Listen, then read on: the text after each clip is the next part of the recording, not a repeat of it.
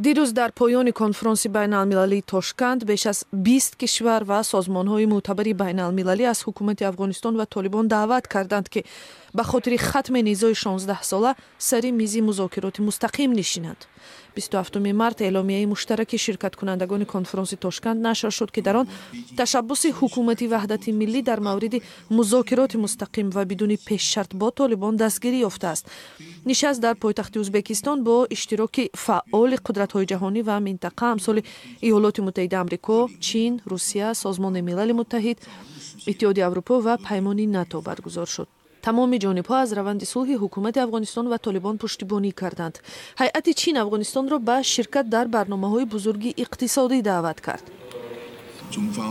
چین افغانستان را به برنامه یک کمربند یک راه دعوت می‌کند. افغانستان کشوری مهم در بنیاد این راه است. چین می‌خواهد با افغانستان و ازبکستان و کشورهای دیگر شریک در این برنامه همکاری عملی و پیوندهای منطقوی را مستحکم نماید. در نشست تاشکند هیئت تاجیکستان تحت رهبری وزیر امور خارجه سراج‌الدین اسلف هم شرکت کرد.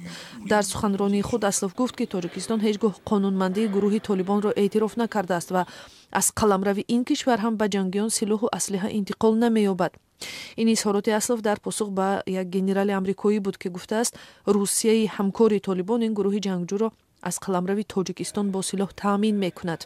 اسلف گفت توجه ناکافی جامعه جهانی به مشکلات افغانستان باعث در این قلمرو ظهور کردن جنگیان گروه دولت اسلامی شد. با وجود تلاش‌های کشورهای زیاد گروه دولت اسلامی نیروی خود را از دست نداده است، گفت وزیر خارجه تاجیکستان در تاشکند.